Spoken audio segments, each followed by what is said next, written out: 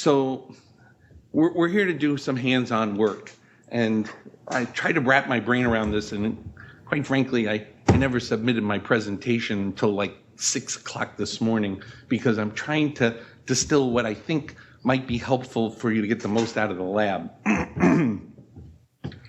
So I'm definitely not going to cram everything in the next several presentations that I think should be imparted to help you master this. But it comes back in great part to understanding anatomy. So there's going to be a stress on anatomy.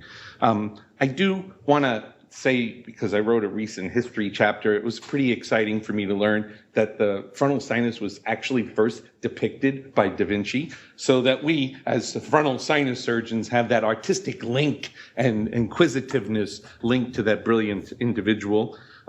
And that frontal sinus surgery has actually been going on for millennia. And with a thing called trepanations, neurosurgery was done in the temporal bone. The Incas had it, but it actually is on caveman paintings where they're banging in somebody's head to let out evil spirits and seizures and all this other stuff. And this is actually in a market square where they're taking a stone from the head, and they call them stone cutters. So that work in and around the frontal sinus has actually been going on for a long, long time. So I have all these learning objectives that you need to try and to grade this course on, and I wrote them, and I don't love them, but try and work through it and see if you can give us a good grade. So we're going to try and learn the best technique of rigid endoscopy, become familiar with the anatomy and disease variations that can affect surgical results, learn the importance of the superior turbinate for safe sphenoidotomy, learn the attachment of the middle turbinate, the position of the uncinate process, the ethmoid bulla are important for safe frontal sinusotomy. And learn the proper instrumentation for safe endoscopic Lothrop procedure. If that's something that you're interested in, we'll do that mostly in the lab. So not all of this will get covered in my 17 minutes and 52 seconds, but we'll cover it over time for today. The secondary learning objectives, and most of this presentation here is really centered on the frontal, because that's the more cumbersome sinus and more difficult sinus for you to get into. So I have a brief discussion about the sphenoid, and it's a little bit more directed for primary surgery in my mind. We want to make sure that you're emphasizing that you study CT images in the triplanar views and use a stepwise approach to the frontal sinus for techniques that you're most familiar with. General rules of sinus surgery. I tell the fellow on day one, August 1st is when the fellowship starts. If you can see it, you can probably fix it. And remember Newton. What does all that mean? Every month I keep repeating those things because the fellow with me over the last 20 years or so has forgotten those two simple things. So, we're all quaking when we're training a resident and a new physician, and we emphasize the need to use a 0-degree telescope. Except for those of us who have really excelled at this, 0's not so much. 30 and 70, sometimes a 90. So when you're pushing yourself to try and become better at this without putting too much risk on the patient, it is my belief that you need to learn to increase the proper use of angled scopes. That is more risky, and if you're just in a hurry and you're going to use a 0, boom, boom, boom, you're going to see less, you'll understand the anatomy, three-dimensional anatomy less. When you put a 0-degree scope inside the nose, you have a fisheye lens, so you get a little bit of an effect. But if you put an instrument, they're parallel and they're stuck. But if you have an offset 30, you can keep the two instruments apart, facilitating how much you can do in the nose by having them a little bit away from one another. And each millimeter for each of you who've worked in the nose makes a big difference on how much room you have to do something to get it done. So although at first the absolute best thing for you to be doing is 000 telescope. I would be concealing my knowledge and experience to say to you that that's how I do it. I do it with 30s. I'm only using a 30-degree telescope in the office. Only using a 30-degree telescope in the office. I have no 0-degree scopes at all. And in the OR, I use 30 and 70-degree scopes. That's an important point. Now, I go back to, the Middle Ages here. I mean, Newton, brilliant, but not. Gravity works. So you heard about sitting upright now with Dr. Batra's presentation about how that helps, head-like polypectomy people back in the, I want to say the 70s and 80s. Mount Sinai was one of the major teaching places for rhinology. They used to do sinus surgery awake, sedated, sitting upright, and the bleeding would go down to go away so that it didn't accumulate coming out the nose. It gave them room for bleeding. And that's true. You should always start in the most posterior location in the nose that you can safely work in, and inferior location. In an unoperated nose, you still have to start at the front of the nose to see things adequately. But if the patient has had previous access, there is no reason, because you're looking at it and it looks pretty, to get to that frontal first. That sphenoid needs to get done first, because the blood from the frontal is going to get to the sphenoid. It's going to make it harder for you. Are you trying to make it easy or hard? Gravity works. So these two things are the things that I find that I'm repeating again and again to the fellows that are training with me over the last 20 years. I can't even tell you. It could be April, May, and the thing starts in August, and I'm saying, did you remember Newton? And, all right, now I'm blaming them. Once in a while, I catch myself like, what the heck am I doing, Lanza? I didn't remember Newton because I did something that looked available, and I had an instrument in my hand, and I thought I was being efficient. Remember that gravity works, and try and do the most posterior and inferior thing possible first. And control the bleeding. So now we're going to go on. I had 12 minutes and 54 seconds to get to you through the frontal and the sphenoid. But those points are really, really important to push you to be the best endoscopist and surgeon of these areas that you can be. So the frontal sinus anatomy, and this was originally drawn at the Cleveland Clinic when I was there. And it describes stuff that was really worked out by Germans and Austrians, Stamberger, that the frontal recess mucosal ciliary clearance patterns along this line, if this gets swollen in here, you can have a stopgap and you have secondary blockage of drainage. It goes up the intersinus septum, out laterally, and then down along the orbit. This is a posterior view through an anterior cranial fossa demonstrating the frontal bone, and that the frontal sinuses are in front of the supraorbital ethmoids on either side. And everybody knows that intuitively, but you have to think that there's this curved posterior position of that. And this is a coronal axial, and this is a patient who's telling me I have forehead pressure here on the left in the forehead. And I operated, this is years ago, and I said, well, I see the frontal, it's wide open. And I'm seeing the strand of thick, clear mucoid material, which is really coming from here. And I had not adequately opened that. So you have to be mindful of these kind of anatomic variations and look at the cues. You see the skull base clearly there in the frontal recess area, but that's a wide open supraorbital ethmoid.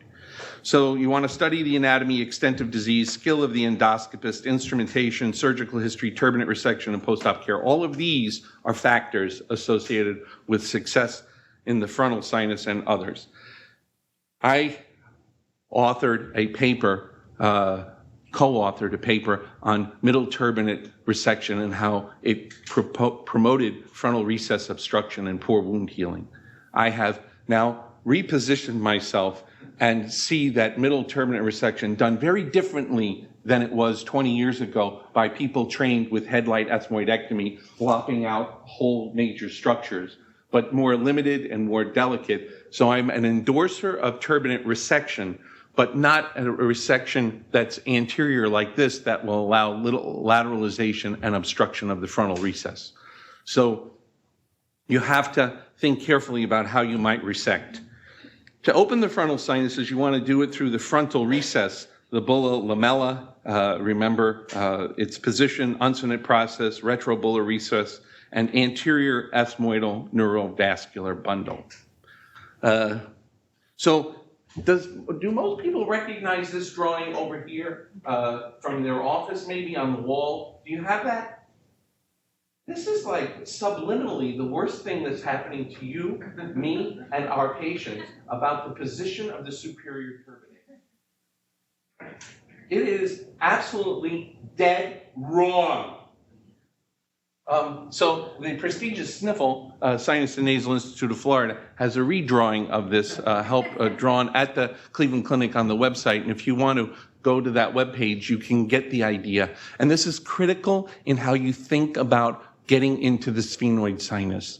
So if you're looking at this, it's posted in your OR, and you're going in and you say, oh, there it is. Oh, I can see that. Superior turbinate is not really superior. It's so false. It's shorter. So the inferior edge of it's higher, but it's not higher in its attachment. It's attached to the skull base in mostly one lamella. I think the Europeans called it concha lamella in the nomina anatomica.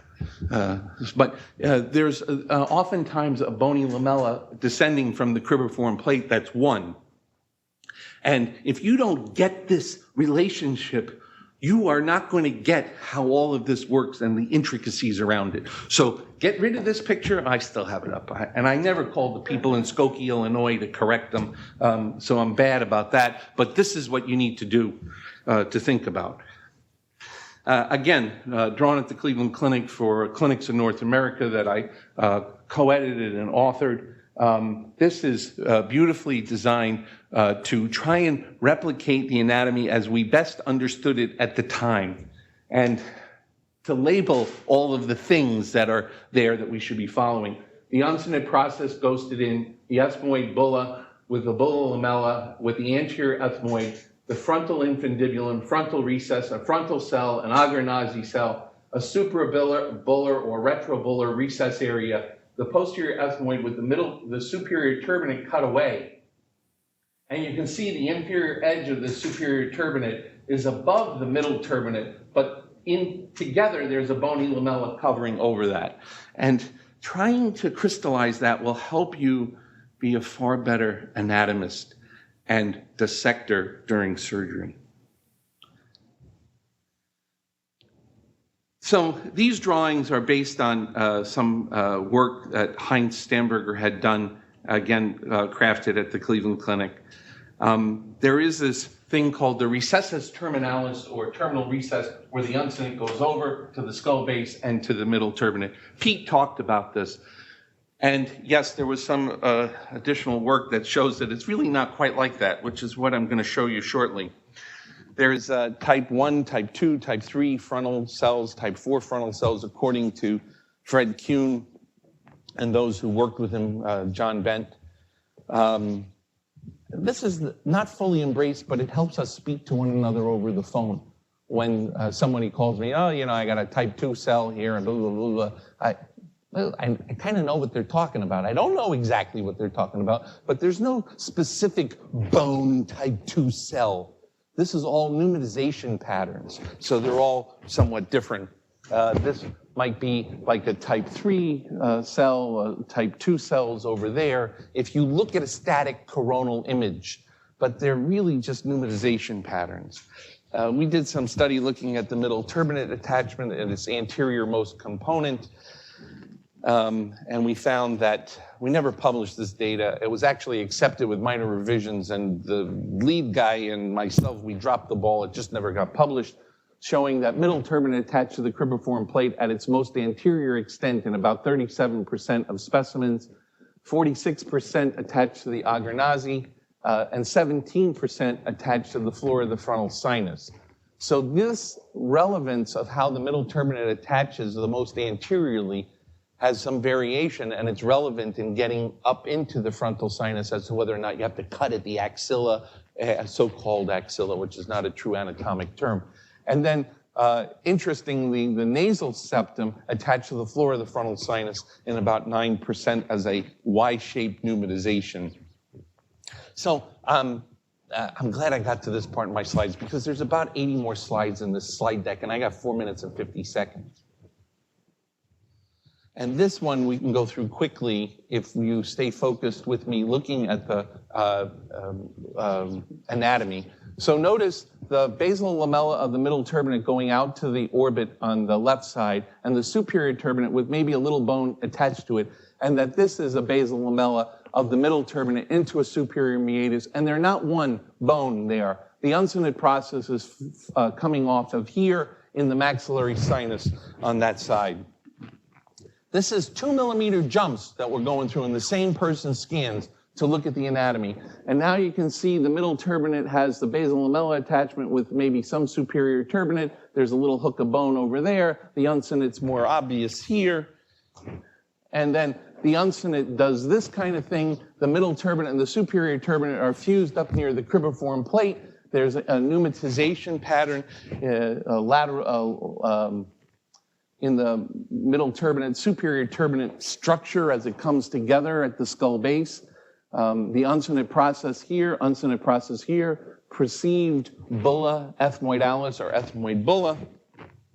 And then the uncinate looks like it starts to take on pneumatization and it's going to hook over here. And now the uncinate looks like it comes over and becomes a recessus terminalis or an Agernazi cell. How are you calling it? What is it when you're talking to one another? We're talking about anatomic views, not real three-dimensional embryology as the way these lamellae melted away. So these terms help us feel secure to communicate with one another. That's why this is interesting work, because they're all different. They're not all the same. There's only some constancy. And the frontal recess in this case will come through this pathway medial to the uncinate process, as in the drawing. And if you were to look at that image, you would say that's like an Agernazi cell. I'm near the lacrimal duct, not quite all the way forward to the Agernazi, maybe a type 1 frontal cell you could bicker. But it's all bickering over nonsense, because God, nature, didn't make these ethmoids apply to one thing. It's an ethmoid complex where different parts of bone melt away and come and go in growth and development. So the frontal sinus osteoma, and certainly here I'm at the ascending process of the maxilla. You could call this an Agernazi cell. There's an osteoma there. I got 2 minutes and 13 seconds. So remember the anterior, posterior dimensions of the frontal sinus matter. Here's the anatomy of somebody who failed the balloon elsewhere. I'm not really sure what they ballooned. The patient persisted with actually bubbles up here. You can't see it because of the windowing in the frontal sinus. Months of antibiotics and steroids. This is the best she was medically at any one time, but underwent a procedure. Here's a lady with a mucocele eroding into the orbit of the anterior cranial fossa. Triplanar views, you want to study the anatomy. When do you open the frontal sinus? When there's obvious frontal disease, extensive ethmoid disease. When to instrument, you do not strip the mucosa through a narrow passageway. If your instruments are bigger than the opening, don't shove something up there because you need to get in there. You're better off medically treating that if you've cleared out all the disease and inflammation below it. And possibly applying some sort of dissolvable stenting material or even some other form of stent. But you're more likely to cause damage by roughing up the mucosa and allowing the lining to actually scar. It could have scarred already on its own before you got there. But, the olive tip curved suction cannula is about 3 millimeters at its tip. Your other giraffe instruments are 3.5 to 4 millimeters in size, and if they're not fitting up there, shoving something up there is not going to work. Don't strip the frontal recess mucosa. Don't leave behind devitalized bone. That message was already shared. Do not work circumferentially. So I'm going to blow through all this, the steps, because I have 22 seconds left. And I don't know if you know that I started late, so I'm taking an extra couple of minutes because I have a video to show on how to get into the sphenoid. So there's steps for complete, for sphenoidotomy and frontal sinusotomy. First, I was trained to come from skull base posterior to anterior. I think that's not so good. Particularly when you're going to the frontal. But so I complete the middle meatal antrostomy, penetrate, remove the inferior portions of the. I'm going right to the video. Heck, saving time. So this is an old video, but it still serves a good purpose on anatomy. And I did it with Richard Orlandi when he was a fellow at Penn, and I was flogging away. And so we see middle turbinate in the right nasal cavity and a cadaver. We went up and I said, come on, we got to make this video real fast. We had a presentation somewhere. Superior turbinate, sphenoethmoidal recess in the back, uncinate process. I think it's a 3-minute video. Time is up for 43 seconds. Bulla ethmoidalis is present. There's a small pinhole in the accessory ostia, so uncinate process comes away. It's going to show you briefly what the steps are before we get to the excitement of getting into the sphenoid, so you get the idea of how things might work. I realize it's a cadaver. The lower right-hand corner is one with blood. It's a live patient, but it will be a little confusing, so I'm not going to show that one right now. So the antrum is enlarged, and Pete's a bazillion% right. I was so puffed up when I made this video. Now I cringe when I look at it for all of the little things that why did I do that? That wasn't the right maneuver there. But this was in about 1998. You can see entering the ethmoid bulla, taking down the face of it, enlarging it, clearing up the orbit, using through-cutting instrumentation. Now I do most of this work with soft tissue shavers. When the soft tissue shavers first came out, we realized it was the fastest way to blind somebody or cause the medial rectus to be removed, both of which I've seen in patients, not my, they came to me, but I didn't cause it. So you still want to be careful. The power instrument is a dangerous thing. Basal lamella being incised here at the top of the maxillary sinus. So this is the top of the posterior maxillary sinus, the basal lamella coming over, and I'm not quite up into the posterior ethmoid. I'm not going high. I'm staying low. This is an important point to stay safe in going through into this area. We were originally trained to go up along the bulla through the back wall of the bulla. Oh, you're high in the posterior ethmoid when you do that. You don't want to do that. You want to make room in the front. You want to go through, and then you can see through that opening into the posterior ethmoid. You can use a mushroom punch on any vertical lamella. You don't have to wait because it says sphenoid Stamberger punch on it to use it at the sphenoid. Remember to use all of your instruments for what they do, not what they're named for.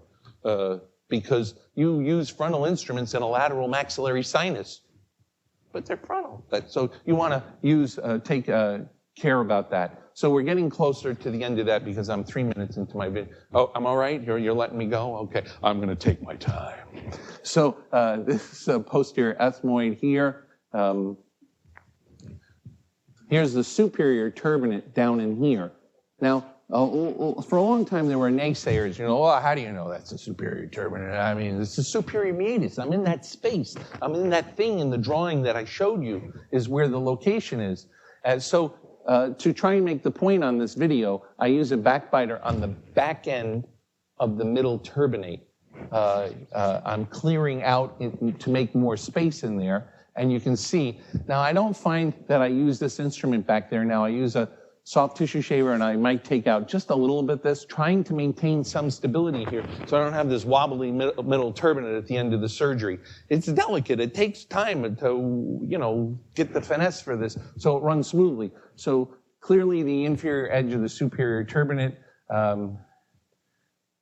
And now I'm going to use a through-cutting straight instrument. John Delgadio has a variation on this technique where he says he's not trimming